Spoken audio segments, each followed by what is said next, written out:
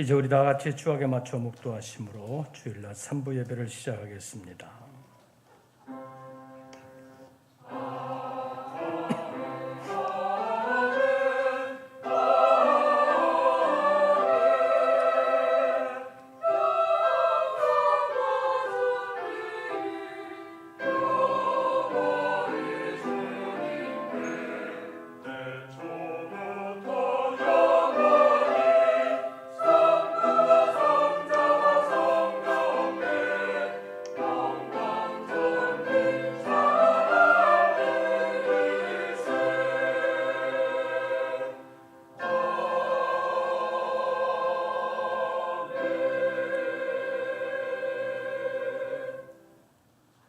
그날에 내가 말하기를 여호와여 주께서 전에는 내게 노하셨사오나 이제는 주의 진노가 돌아섰고 또 주께서 나를 안위하시오니 내가 주께 감사하겠나이다 할 것이니라. 보라, 하나님은 나의 구원이시라. 내가 신뢰하고 두려움이 없으리니 주 여호와는 나의 힘이시며 나의 노래시며 나의 구원이심이라. 하나님은 영이시니 예배하는 자가 영과 진리로 예배할지니라. 아멘. 오늘도 저희들을 예배 자리로 불러주시기 위하여 우리의 육체의 생명을 보존하여 주실 뿐만 아니라 영혼을 깨워 불러주심을 감사합니다. 이 아침 예배하는 우리 모든 권속들의 영혼 가운데 주님 임재하시고 역사하여 주시어서 진정한 예배자가 될 뿐만 아니라 삶을 통하여 주님이 기뻐 받으시는 영적 예배를 드릴 수 있는 저희들 되게 하여 주시옵소서.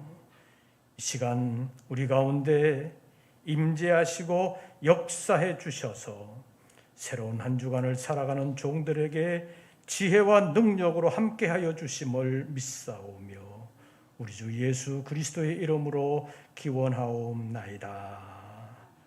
아멘. 사도신경 세번역본으로 우리의 신앙을 함께 고백하겠습니다. 나는 전능하신 아버지 하나님 천지의 창조주를 믿습니다. 나는 그의 유일하신 아들 우리 주 예수 그리스도를 믿습니다.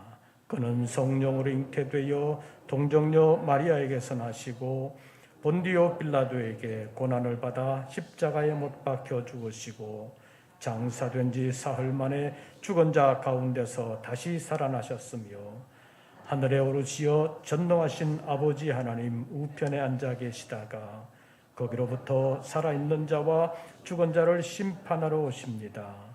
나는 성령을 믿으며 거룩한 공교회와 성도의 교제와 죄를 용서받는 것과 몸의 부활과 영생을 믿습니다. 아멘. 찬송가 69장을 함께 부르시겠습니다.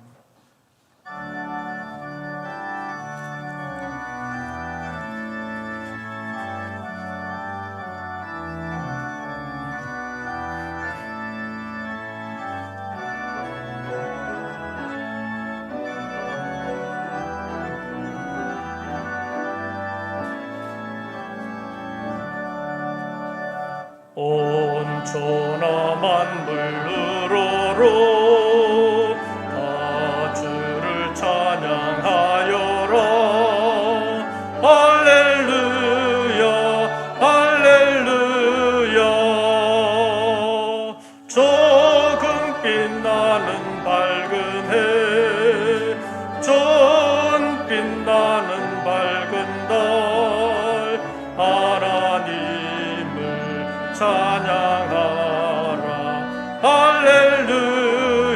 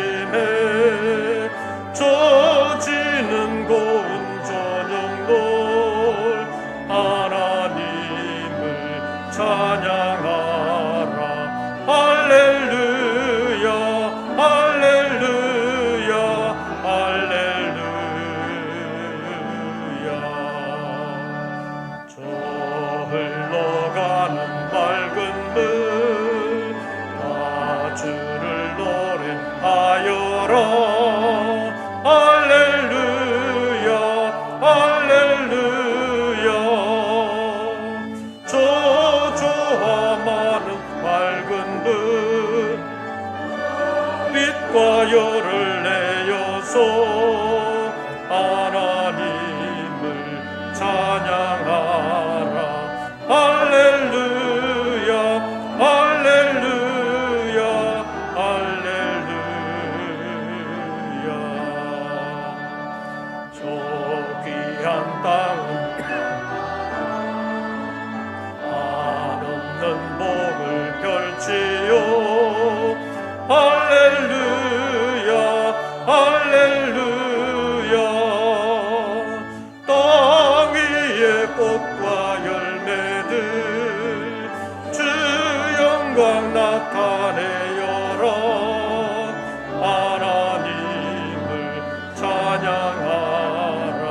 할렐루야 할렐루야 할렐루야. 너 선한 마음 가진 자 늘 용서하며 살아라. 할렐루야 할렐루야.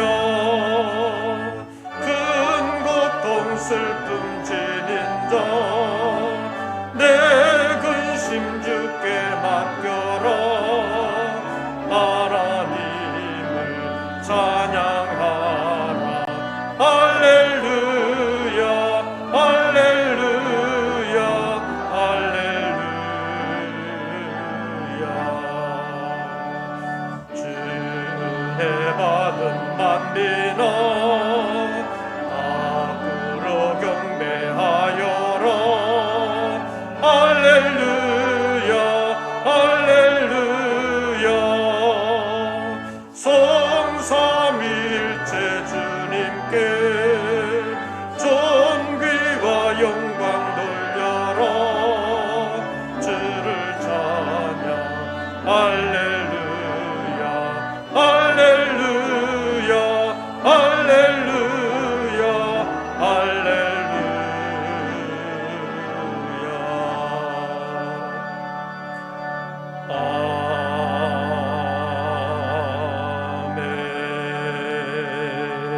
아멘. 이제 예배를 위하여 이민우 장로님 기도하시겠습니다.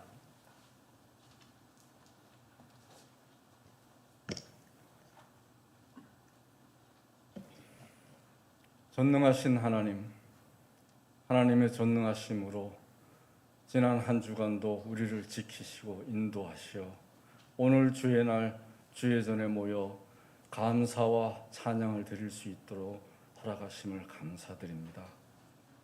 이제 세대는 코로나 다음 세대를 준비하여야 한다 하며 코로나와 같은 질병들이 우리 일상생활 속에 만연하는 세대가 되었다고 합니다. 이러한 때 세상 사람들은 질병의 위험과 또 다른 위험들 때문에 불안에 떨지 모르지만 우리에게는 하나님이 함께 하시고 우리에게 힘 주시는 성경의 말씀을 통하여 우리를 새롭게 하고 강건하게 하실 줄로 믿습니다. 믿는 자에게 능치 못함이 없다라고 선언하신 주님의 말씀과 같이 우리가 주를 믿는 믿음에 바로 서 있을 때 우리에게 능치 못한 것은 없는 줄로 압니다. 세상의 질병도 세상의 어떠한 문제도 하나님을 믿는 우리의 믿음 앞에서는 아무것도 아님을 우리가 믿는 믿음으로 강건할 수 있도록 하여 주시옵소서. 우리가 믿을 때 하나님께서는 성경에 약속하신 모든 복과 은혜를 우리에게 허락하시는 줄로 믿습니다. 우리가 믿을 때 하나님의 사람으로 인정을 받고 세상 속에서 구별된 하나님의 백성으로 보호하시고 인도하여 주시는 줄로 믿습니다. 우리의 믿음이 약하기 때문에 약해지고 시험에 빠지는 줄로 아오니 하나님, 우리가 힘들 때일수록 불안에 쌓인 세대가 될수록 더욱 모이기에 힘쓰며 하나님께 간구하기를 힘쓰고 하나님을 바라는 그러한 생활을 할 수 있도록 주님, 우리의 마음을 굳게 잡아 주시옵소서. 목사님을 통하여 주시는 말씀이 우리를 더욱 새롭게 하고 더욱 강건하게 하고 더욱 믿음으로 나아갈 수 있도록 하여 주시옵소서. 우리가 온전히 주의 복을 받는 믿음의 사람으로 다 거듭날 수 있도록 이 시간 우리에게 은혜 내려주실 줄로 믿습니다. 성가로 찬양 드리는 성가대회도 함께하여 주시옵소서. 드리는 찬양을 온전히 기뻐 받아 주시옵시고 함께 듣는 우리도 은혜가 되게 하여 주시옵소서. 마치는 시간까지 하나님께서 우리와 함께 하시는 줄로 믿사오며 예수님의 이름으로 기도드리옵니다. 아멘.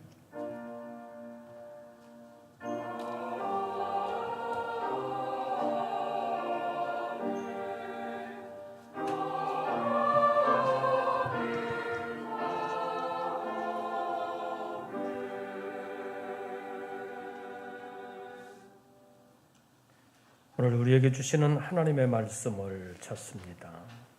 구약 성경 시편 제 23편입니다.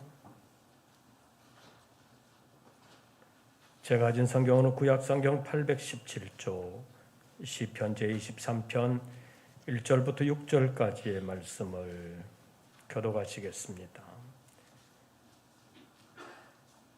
1절 말씀을 제가 먼저 봉독합니다. 여호와는 나의 목자시니 내게 부족함이 없으리로다.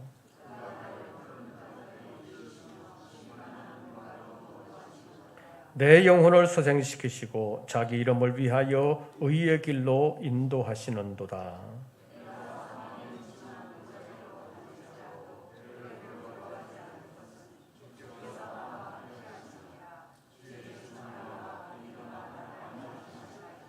주께서 내 원수의 목전에서 내게 상을 차려주시고 기름을 내 머리에 부으셨으니 내 잔이 넘치나이다.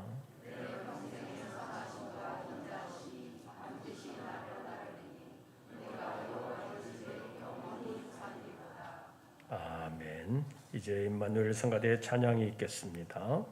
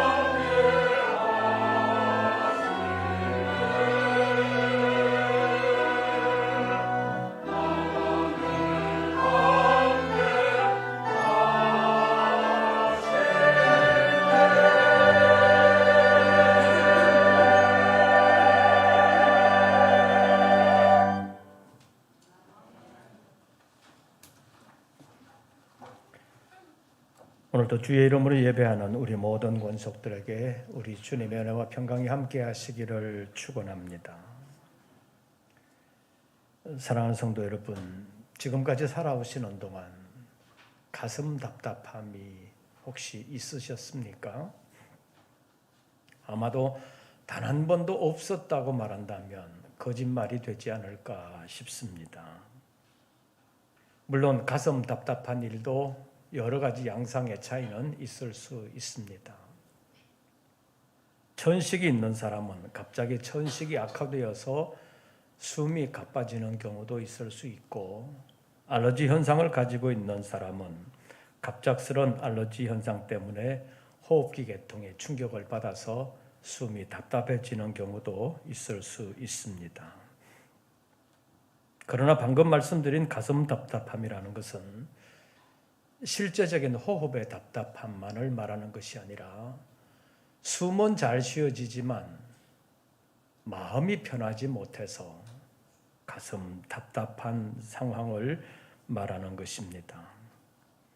이렇게 가슴 답답한 상황은 종종 우리를 찾아옵니다.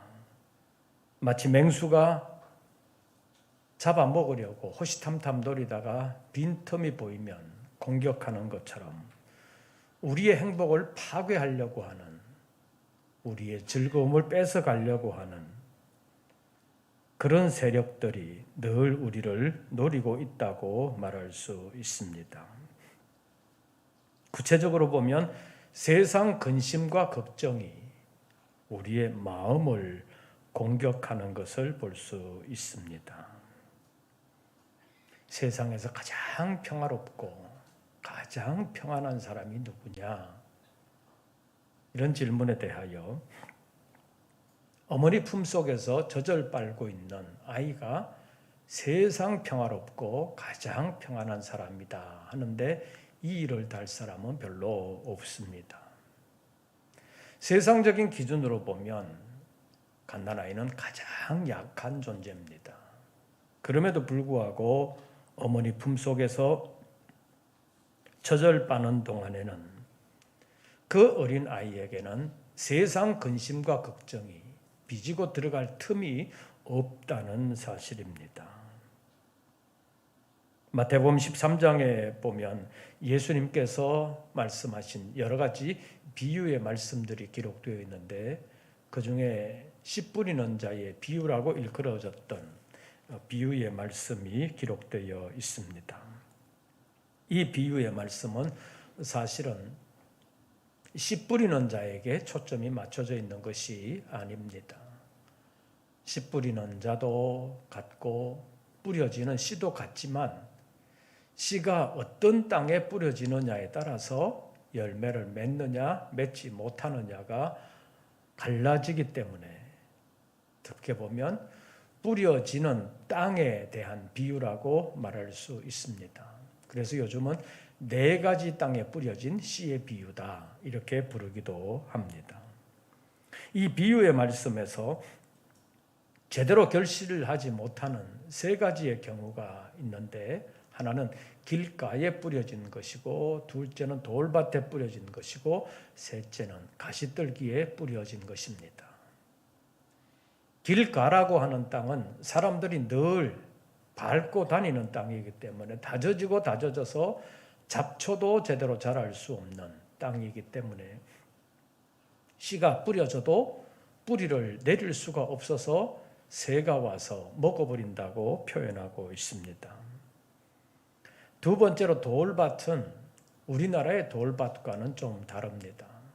우리나라 돌밭은 돌들이 많아도 그래도 밑에는 흙이 있는데 유대지방의 돌밭은 그런 돌밭이 아니라 안반 위에 흙이 아주 얇게 있어서 뿌리가 조금 난다 하더라도 햇빛이 계속 쬐어서 흙이 마르게 되면 바짝 말라서 죽게 되기 때문에 결실하지 못한다는 것입니다.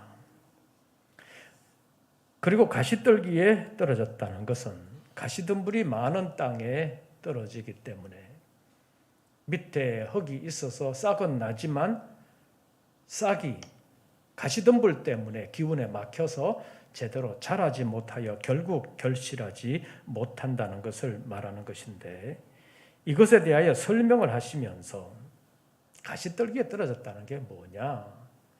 하나님의 말씀을 듣기는 듣지만 세상 염려와 재물의 유혹을 이기지 못하여서 결실을 하지 못하는 것이다 라고 말씀하고 있습니다. 이 비유의 말씀에서 하나님의 말씀을 받아도 근심이 너무 많으면, 그것도 세상 근심이 너무 많으면 열매를 맺지 못한다라고 말씀합니다. 재물의 유혹에 욕심을 이기지 못해도 결실하지 못한다고 말씀하고 있습니다. 이 말씀에서 세상 근심과 걱정이 하나님의 말씀의 열매를 맺지 못하도록 방해하고 있는 원인이 된다고 말씀하셨습니다. 근심과 걱정은 우리의 건강에도 좋지 않은 영향을 미칩니다. 내가 건강해야 되는데 그것이 건강을 잘 살피는 플러스적인 요인이 되기도 하지만, 반대로 너무 소심하면 건강 염려증이라고 해서 멀쩡한데도 도리어 그 염려 때문에 도리어 건강을 망치는 경우도 있는 것을 볼 수 있습니다.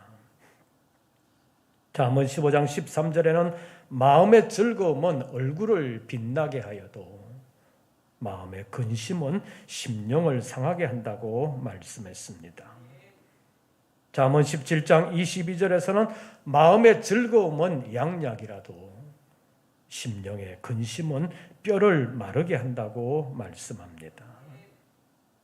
그런데 고린도후서 7장에 있는 말씀을 보면 이 근심을 두 가지 종류로 나누고 있습니다.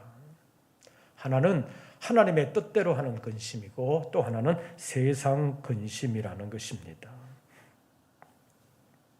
하나님이 무슨 근심하게 하냐 이렇게 생각할지 모르겠는데, 하나님의 뜻대로 하는 근심도 있다는 것입니다. 하나님의 뜻대로 하는 근심은 우리를 유익하게 하는 근심입니다. 그러나 세상 근심은 우리를 망하게 하는 것이라고 말씀하고 있습니다. 마태복음 13장에 나누는 비유와 관련해서 보면 하나님의 뜻대로 하는 근심은 하나님의 말씀이 열매를 맺지 못하게 하는 것들을 어떻게 하면 제거할까? 다시 말하면 하나님의 말씀이 어떻게 하면 내 삶을 통해서 열매를 맺게 할 수 있을까? 그것에 대하여 근심하는 것을 말합니다. 그러나 세상 근심은 하나님의 말씀이 열매를 맺지 못하도록 하는 근심입니다. 그래서 하나님의 뜻대로 하는 근심은 하나님의 말씀이 열매 맺는 것들을 제거하는 근심이기 때문에, 하나님의 뜻대로 하는 근심은 우리를 살리게 하고 결국에는 우리를 구원에 이르게 합니다. 그러나 세상 근심은 우리를 죽게 한다는 것입니다. 왜냐하면 세상 것만 추구하고 세상 것에 대하여만 근심하기 때문입니다.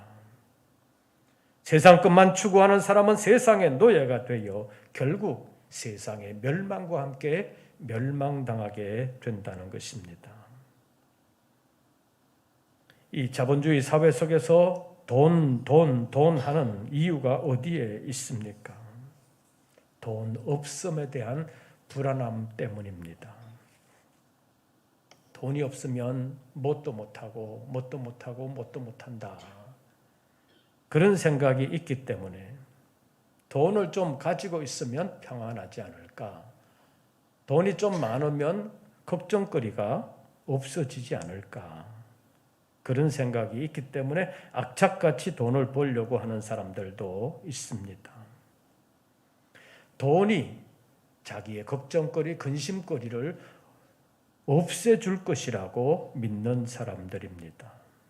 다시 말하면 돈이 자기를 지켜줄 것이라고 믿는다는 것입니다. 그러다가 돈이 아무리 많아도 해결할 수 없는 일을 만나게 될 때, 돈 가지고 안 되는 것도 있구나 이렇게 생각하면서 그럼 또 다른 것을 의지해야 되겠구나. 그래서 어떤 사람들은 권력을 의지하고 또 어떤 사람들은 다른 것을 찾아 나서는 것을 볼 수 있습니다. 그러나 성경은 자기 보호의 수단으로서의 돈, 그것은 복된 것이 아니라 그것은 망하게 하는 것이지만 하나님의 일을 위한, 하나님의 나라를 위한 수단으로서의 돈은 복되다고 말씀하고 있습니다. 돈이 사람을 지켜주는 것이 아니라 하나님이 사람을 지켜주시는 것을 본문이 말씀하고 있습니다. 오늘 본문 말씀 4절 말씀 보시지요. 4절 말씀 우리 다 같이 봉독합니다. 내가 사망의 음침한 골짜기로 다닐지라도 해를 두려워하지 않을 것은 주께서 나와 함께 하심이라. 주의 지팡이와 막대기가 나를 안위하시나이다. 주님께서 우리를 지켜주신다는 말씀입니다. 이것이 다윗의 신앙 고백입니다. 다윗은 사울 왕에게 목숨의 위협을 받은 것이 한두 번이 아닙니다. 다시 말하면 사울 왕이 다윗을 죽이려고 한 것이 한두 번이 아니라는 말입니다. 당시 사울 왕은 최고 권력자였습니다. 지금 대통령보다도 훨씬 더 많은 권력을 가지고 있는 사람이 당시 왕이었습니다. 그러나 사울 왕은 항상 불안했습니다. 사울 왕의 불안은 자기 권력에 대한 불안이었습니다. 내가 지금은 왕의 자리에서 왕의 권세를 누리고 있지만 언제 쫓겨나지 않을까? 내 아들은 왕이 되지 못하는 것은 아닌가? 그런 불안이 사울을 떠나지 아니하고 늘 괴롭혔습니다.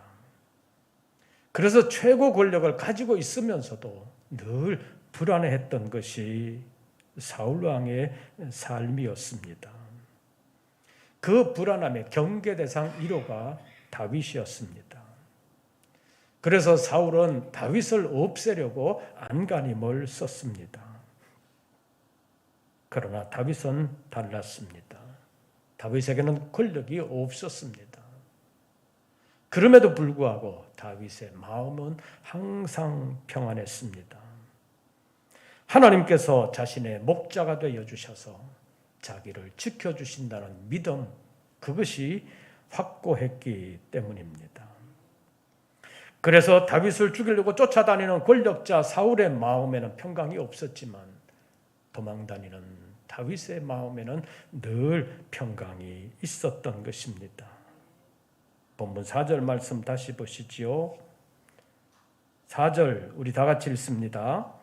내가 사망의 음침한 골짜기로 다닐지라도 해를 두려워하지 않을 것은 주께서 나와 함께 하심이라. 주의 지팡이와 막대기가 나를 안위하시나이다. 사망의 음침한 골짜기에 들어가서 다닐지라도 사망을 두려워하지 않는다고 말하고 있습니다. 죽음을 두려워하는 사람이 사망의 음침한 골짜기에 들어가게 되면 죽음의 공포 때문에 옴짝달싹하지 못하는 경우가 많습니다. 그러나 죽음에 대한 두려움이 없는 사람은 죽음 앞에서도 두려워하지를 않습니다. 구약시대 다니엘이 그랬고 그의 세 친구들도 그랬습니다. 죽음을 재촉하는 강력한 풀무불 앞에서도 두려워하지 않았습니다. 결과를 놓고 보면 풀무불 앞에서만 두려워하지 않은 것이 아니라 풀무불 안에서도 두려워하지 않았습니다. 다니엘도 사자굴 앞에서 두려워하지 않았습니다. 도리어 사자들이 다니엘을 두려워했다고 말할 수 있습니다. 어떻게 이런 일이 가능하겠습니까? 다니엘서 3장 28절 말씀을 보면 다니엘의 세 친구들을 극렬히 타는 풀무불 가운데 던져 넣게 한 느부갓네살 왕의 입을 통해서 말하게 하셨습니다.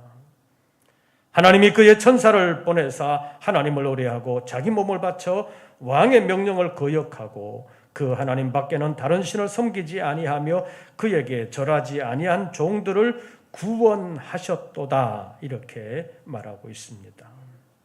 좀 더 내려가서 29절에서는 이같이 사람을 구원할 다른 신이 없음이라, 사람을 이렇게 구원하는 다른 신은 없다라고 하나님을 알지 못했던 느부갓네살 왕의 입을 통하여 선언하게 하셨습니다. 하나님을 두려워하지 아니하고 자기 권력을 과시하고자 했던 느부갓네살 왕의 입을 통하여 하나님을 찬양하게 했습니다. 다니엘서 6장에서는 다니엘을 사자굴에 던져 넣게 한 다리오 왕의 입술을 통하여 하나님의 구원에 대하여 말하고 있습니다. 내가 이제 조서를 내리노라. 내 나라 관할 아래에 있는 사람들은 다 다니엘의 하나님 앞에서 떨며 두려워할지니 그는 살아계시는 하나님이시요 영원히 변하지 않을 이시며 그의 나라는 멸망하지 아니할 것이요 그의 권세는 무궁할 것이며 그는 구원도 하시며 건져내기도 하시며 하늘에서든지 땅에서든지 이적과 기사를 행하시는 이로써 다니엘을 구원하여 사자의 입에서 벗어나게 하셨음이라.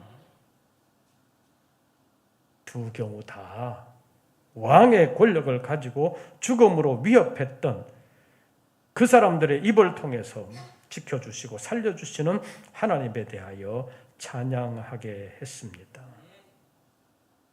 다니엘의 세 친구들이 걸어갔던 사망의 음침한 골짜기는 풀무불이었습니다. 다니엘 앞에 사망의 음침한 골짜기는 사자굴이었습니다. 그러나 다니엘과 세 친구들은 사망의 음침한 골짜기에서도 죽음을 두려워하지 않았습니다. 그런데 결과들을 놓고 보면 다니엘과 세 친구들처럼 죽음 앞에서 위협을 받다가 죽지 아니하고 극적으로 살아난 사람들만 믿음으로 승리한 것은 아닙니다.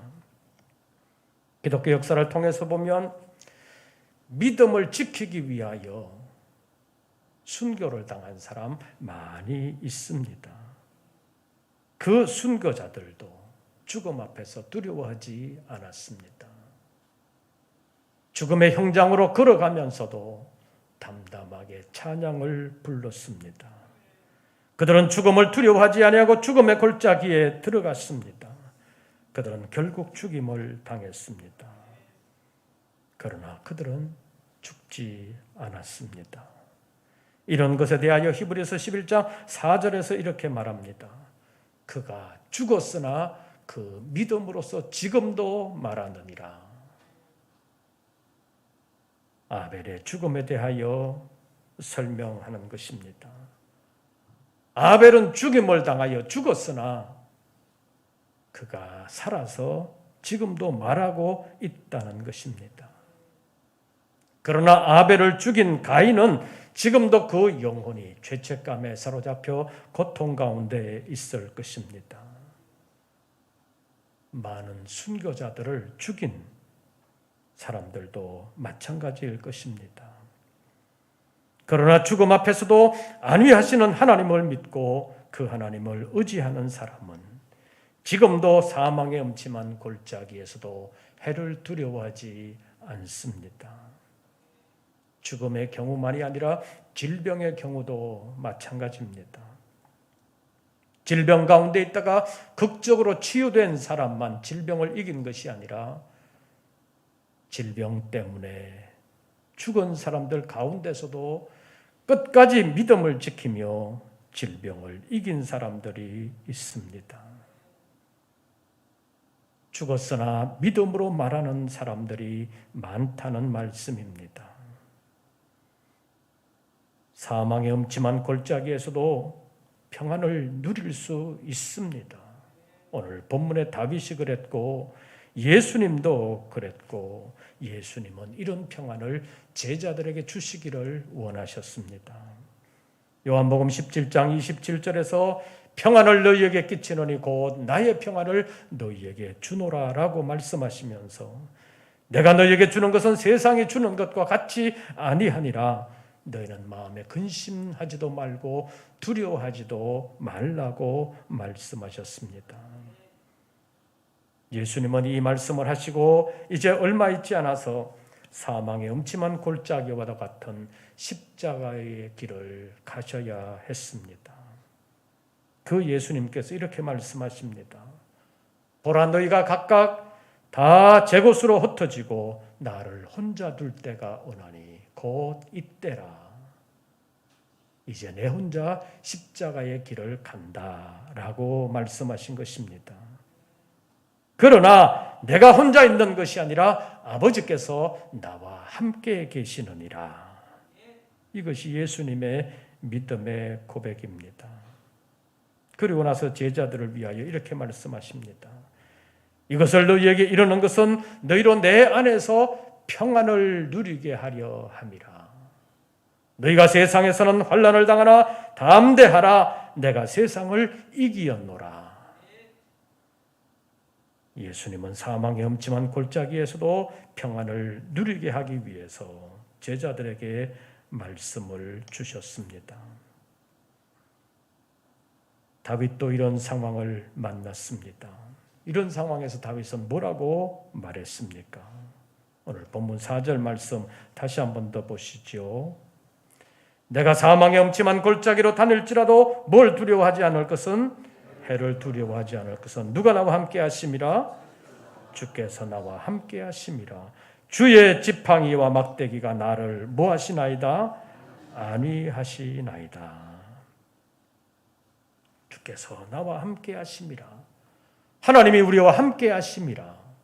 이것이 임마누엘 아닙니까? 다윗은 임마누엘의 신앙을 가지고 있었습니다.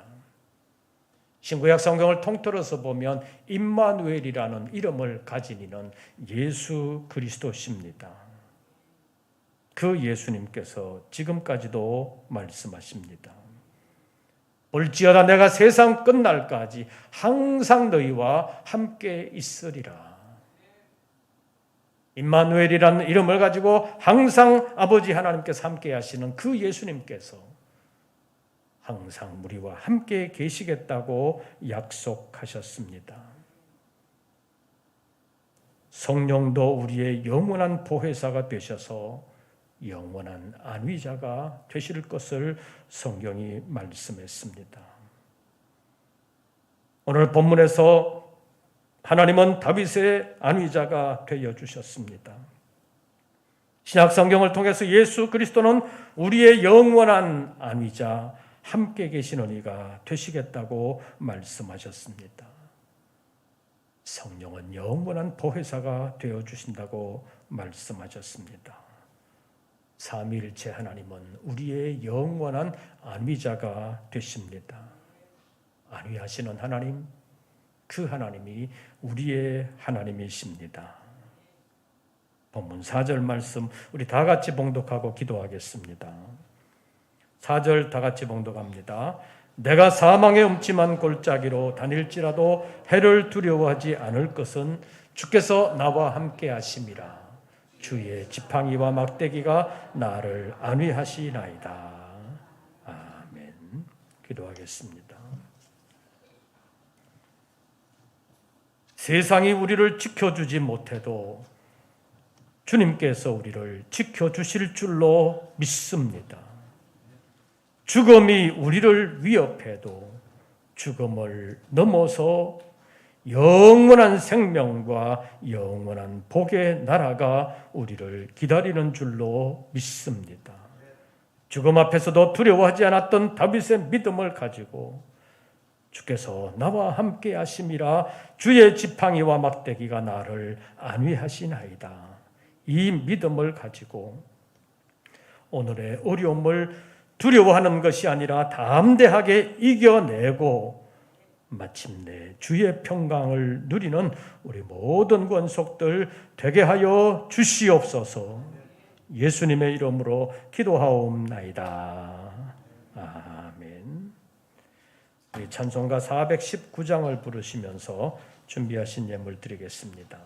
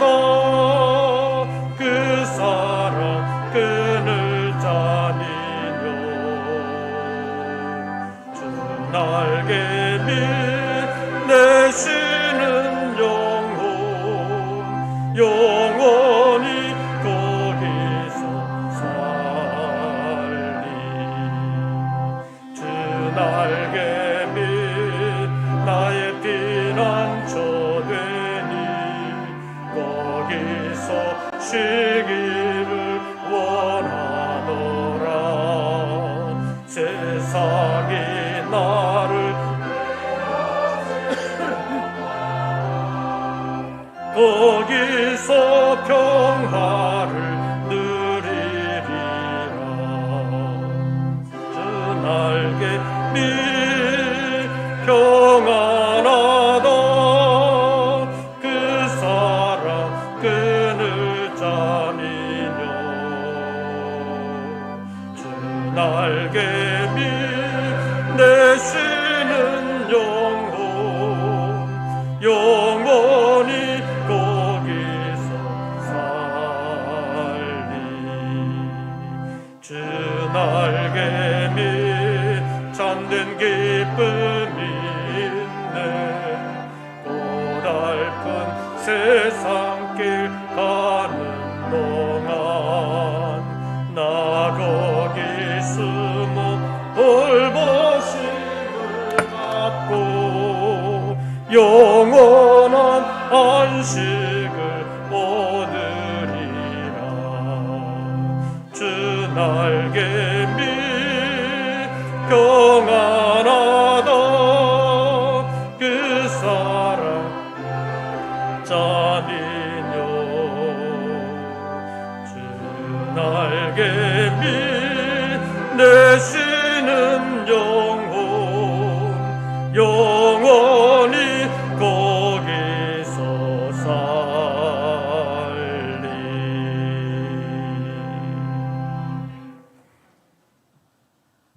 저희들 다시 세상으로 나아갑니다. 여전히 어려움이 있을지라도 사망의 음침한 골짜기가 되지 않게 하여 주시옵소서. 세상 사람들이 볼 때 사망의 음침한 골짜기와 같을지라도 거기에도 주께서 나와 함께 하심을 믿고 두려워하지 아니할 뿐만 아니라 평강까지 누리는 믿음의 사람들 되게 하여 주시옵소서. 전쟁의 어려움과 코로나19의 어려움이 장기화되면서 여러 가지 어려움이 있습니다. 우리가 노력은 할 수는 있지만 세계 경제 구조까지 우리 힘으로 바꿀 수가 없습니다. 사랑하는 종들의 생업을 지켜주시옵소서. 직장을 보장해 주시옵소서. 수고할 때마다 그 수고가 헛되지 않게 하시고 수고의 아름다운 열매가 있게 하여 주시옵소서. 소득의 11조를 주님 앞에 올리며 삶의 모든 영역을 주님께 맡깁니다. 어려운 세상 가운데서도 늘 지켜주시옵소서. 주의 이름으로 아름답게 승리하며 예비하신 복을 누리는 믿음으로 승리하는 우리 모든 권속들 되게 하여 주시옵소서. 어려움 가운데서도 주님의 은혜를 감사하는 심령들, 주님의 일에 동참하기를 원하는 심령들, 주님께 영광 돌리기를 원하는 심령들, 새로운 한 주간을 살아가는 동안 주님께서 늘 지켜주시옵소서. 함께하여 주사 평안히 떠나지 않게 하여 주시옵소서. 이제는 우리 구주 예수 그리스도의 은혜와 아버지 하나님의 크신 사랑과 성령님의 교통하심이 다시 한 번 더 믿음을 새롭게 하며 어려움 가운데서도 끝까지 주님의 함께 하심을 믿고 승리하기를 원하는 우리 모든 권속들 위에 이제부터 영원토록 함께 하시기를 축원하옵나이다. 아멘.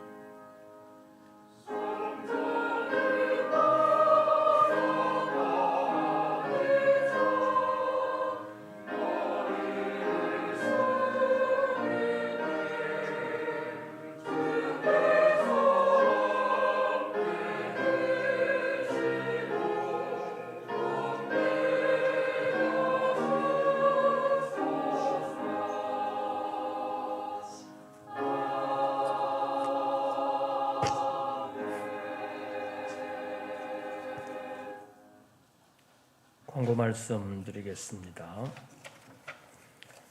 아동부 새소식반이 어제부터 시작이 되었습니다. 새소식반을 통해서 우리 어린 심령들에게 복음이 잘 전해질 수 있도록 기도해 주시기를 바랍니다. 그리고 다음 주일에는 총회 사업을 돕기 위한 총회 헌금을 실시합니다. 이번 주 화, 수, 목 3일 동안 창원에 있는 양곡교회에서 107회 총회가 있습니다. 그런데 예보상으로는 남부지방에 태풍이 지금 예고되고 있습니다. 큰 어려움 없이 총회가 잘 치러질 수 있도록 기도해 주시기를 바랍니다. 저는 총회를 위해서 창원에 다녀오게 되겠습니다. 위해서 기도해 주시기를 바랍니다. 그리고 이번 주부터 우리 교육전도사님들도 수요일 저녁 기도의 설교를 함께 담당하게 되겠습니다. 우리 교육전도사님들이 교회를 통해서 잘 성장할 수 있도록 기도해 주시기를 바랍니다. 그리고 예배 후에 각 여전도의 원래회가 있겠습니다. 각 여전도회별로 자유롭게 하시기를 바랍니다. 나머지 광고들은 주보를 참고해 주시기를 바랍니다. 새로운 한 주간 주 안에서 평안하시고 승리하시기를 빕니다. 이것으로서 3부 예배를 모두 마치겠습니다.